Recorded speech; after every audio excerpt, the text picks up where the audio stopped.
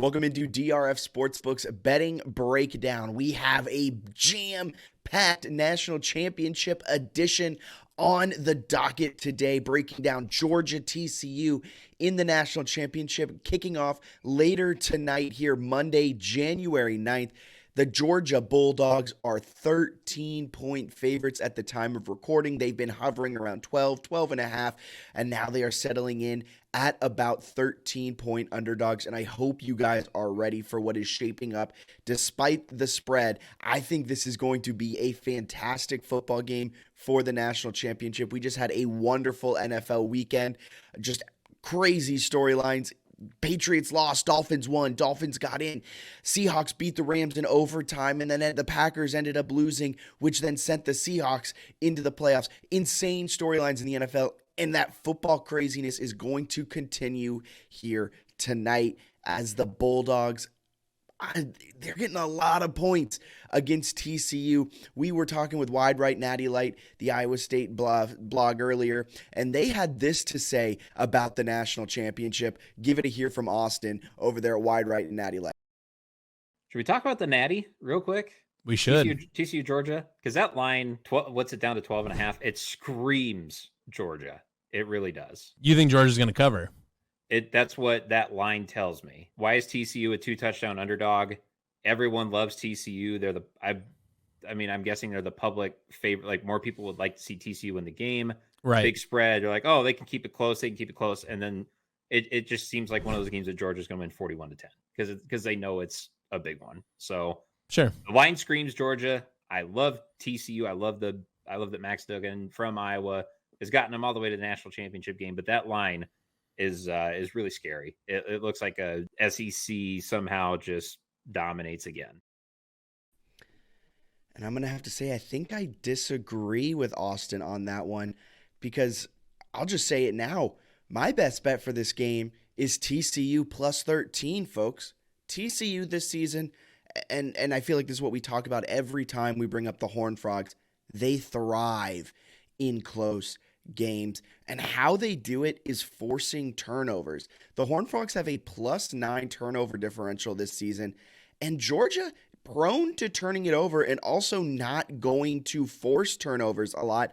The Bulldogs actually have a negative turnover differential on the season at -1. So that right there shows that TCU has a little bit of an edge in that category. And then you look a little bit deeper into this all. Per EPA, expected points added, Georgia by far is the better team, right? Georgia's third in the country at the end of the regular season in EPA. Things probably have shaken out a little bit, helping their offense. But defensively, this is supposed to be one of the strongest defenses in the entire nation. And what? Let me see. They just allowed 500 yards of offense to Ohio State and nearly lost that game, pulling out the 42-41 win.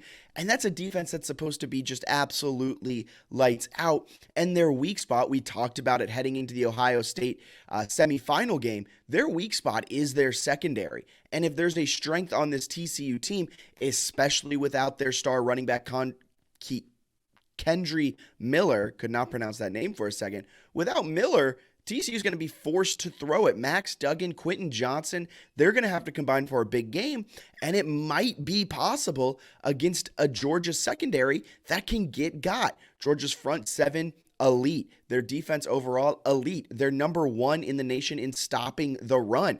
But TCU might not even be able to run it, even if this was against one of the worst rushing defenses in college football in the nation. So it's lining up pretty well for TCU to at least keep this one competitive, to keep this one close, as Georgia's a 13-point but a 13-point favorite. I think TCU has what it takes to keep it close. But then you flip it on the other side, TCU's defense just isn't the strongest. They play that 3-3-5 stack, that 3-3-5 type of defense. So that's 3 down linemen, 3 linebackers, 5 in the secondary. You think they may change some things up, but that 3-3-5 stack did play it kind of very well against Michigan. They did allow a lot of yards, but they ended up winning the game, and they made J.J. McCarthy have some fits, through a couple interceptions. We'll see. But TCU's defense, what they do well is stop the run. Between the pass defense and the rush defense, TCU's rush defense is slightly stronger. So that 3-3 and that 3-3-5 stack, that front six, does what they need to do to slow down rushing attacks. And Georgia's rushing attack isn't necessarily the strongest, but it should be able to slow it down to a point where they force the ball into Stetson Bennett's hand. And if the ball is in Stetson Bennett's hand, I like TCU's chances, not saying to win, but to keep it close. We got to put some respect on Stetson's name, Stetson Bennett the fourth.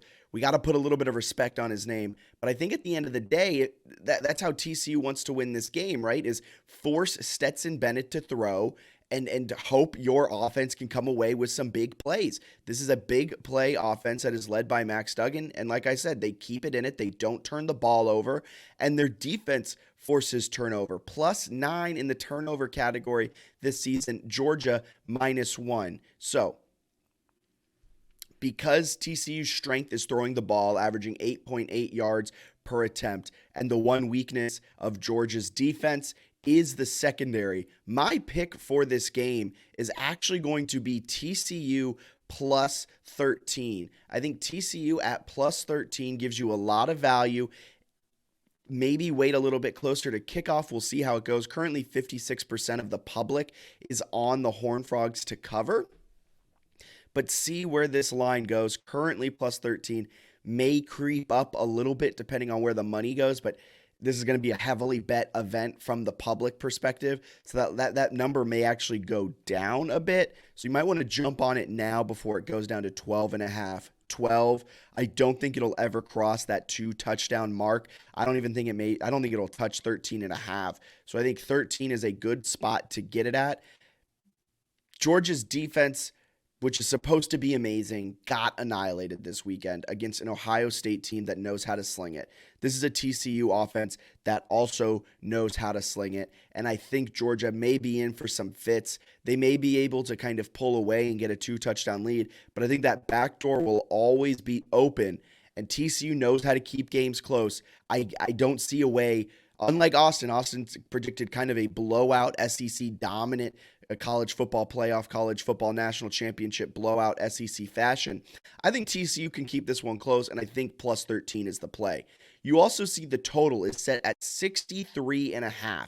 My play for that, I'm giving out 2 plays for this game and in terms of just the overall game markets. I'm going under 63.5 points. And I know what you're saying. Both of these defenses allowed a lot of points last week. 41 points allowed by Georgia, 40-something points, 45 points allowed by TCU last week. This should be a game where both of these offenses can put up numbers, but I don't think the coaching staffs will allow that. You think all week they just haven't focused on what was the issue? I truly believe this is one of those games that all the public, I believe 88% of the public right now, is on the over 63.5 points.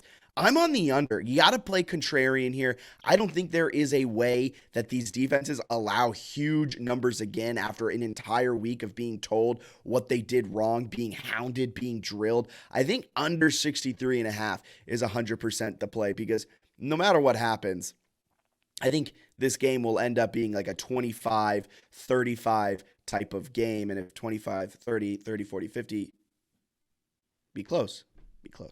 But it'll be one of those types of games, and I don't think it'll be a huge blowout, and I don't think either of these teams will be able to put up 30-plus each to see how that one goes. So give me TCU +13. Give me under 63.5 points. Now, we have a couple player props for this game. We're starting out with Stetson Bennett. His over-under pass yards prop bet at DRF Sportsbook is set at 275.5 pass yards.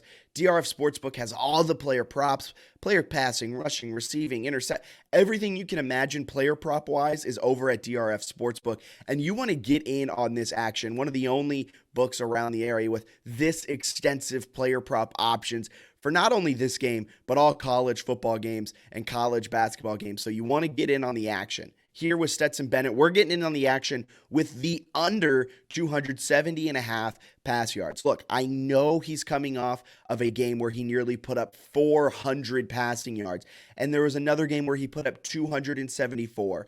But over the last 5 games, if we're looking at this exact number, Stetson Bennett has only gone over that number twice in the last 5 games. TCU's defense also doesn't necessarily allow you to sling it all over.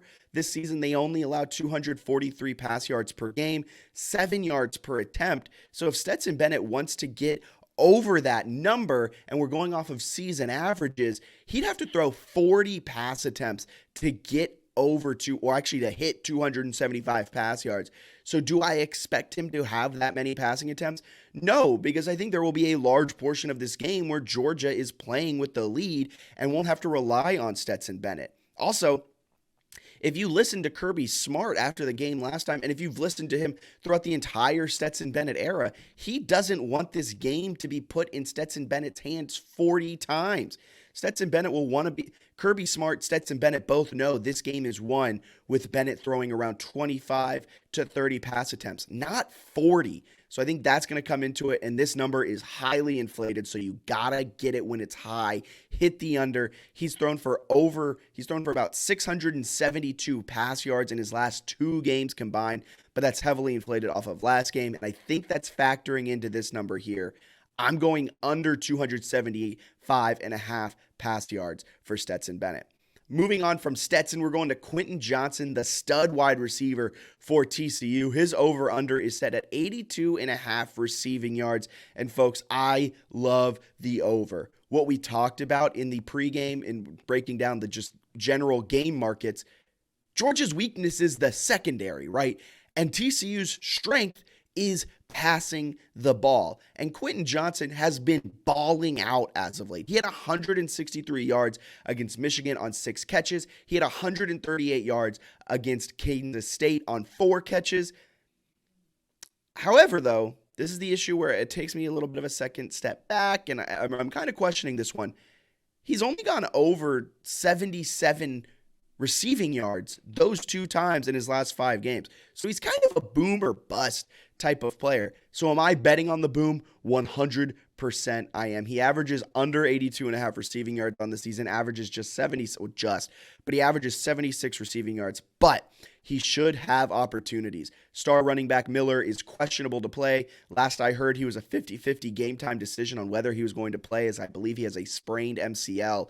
So if Miller can't go, Quentin Johnson is going to get even more looks. Johnson tore up the Michigan secondary, tore up the Kansas State secondary. I think he'll continue that against a weaker Georgia secondary here in the national championship. Give me over 82.5 receiving yards for Quentin Johnson. And last but certainly not least, a fun quarterback rushing prop. Over under 28.5 rush yards for Max Duggan. Look, I'm all over the over here. Give me Max Duggan over 28.5 rush yards with complete ease. Out of the 3 player props, this is the one I'm most confident in. He had 57 last game. He had 110 in the Big 12 championship. 167 rush yards over his last 2 games is big time. Not only that, he averages 40 rush yards per game this season. And you're telling me I can get that at nearly half the amount for what it is? Give me his over 28.5 rush yards. And then not only just the statistics of it all, we know Georgia's front 7 is lethal. They're the best team in the nation at stopping the run. So that tells me Max Duggan is going to get the ball in his hands quite a bit. I also think Georgia may blitz a little bit. They may play a little bit of man. And if they're going to do that, and force Max Duggan off his spot, force him out of the pocket, especially if they're playing man coverage, Max Duggan's going to have some opportunities, some lanes to run. I think he racks up the rush yards, and over 28.5 rush yards is the easiest play of the game for Max Duggan of all of these player props. So thank you so much for tuning in to the DRF Sportsbook Betting Breakdown National Championship Edition. Game is tonight.